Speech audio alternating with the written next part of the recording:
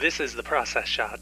I'm Michael. I'm stuck in a haunted movie theater, and I've seen Brontosaurus, a short animated documentary from Jack Dunphy made back in 2020.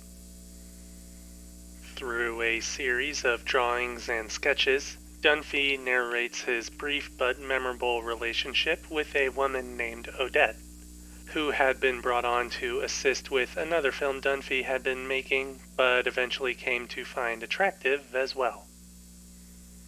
While they do hit it off and eventually open up and confide in each other, the relationship ends as suddenly as it began, leaving Dunphy confused, a feeling that he comes to explore in the film as he tries to find his own sort of closure.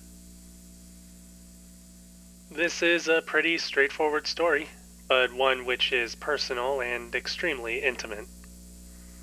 The first-person delivery is essential to this, as it makes Dunphy an immediate figure despite the past tense of the story. The story does move pretty quickly, not quite glossing over everything, but getting through a lot of info in a relatively little amount of time. It does simplify a few details, but only down to whatever is necessary to set up a future part of the story. The title itself does eventually come into play. It's a bit confusing at first, but now I realize the metaphor, so good on them for the subtlety, I guess. Anyways, being a story told well after the fact, it's no surprise that it's told through animation. Almost like stop motion, but more like animatics or storyboards. It adds a bit of physical grittiness to the visuals, as does the use of mixed materials beyond drawings to emphasize a few story points. It also adds to the greater pacing issue, since the limited amount of frames and drawings makes it feel faster, but I don't think that was intentional. Either way, it also gives the film a rushed, amateur nature, which sounds bad, but isn't detrimental at all given the story being shared.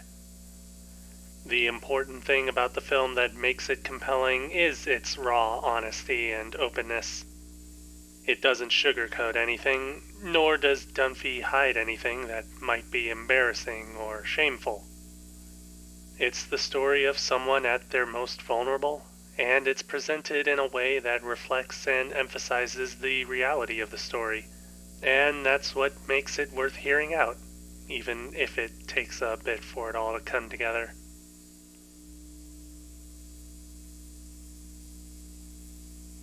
Brontosaurus, Jack Dunphy, 2020. 4.5 stars. Again, I'd recommend giving it a watch for sure.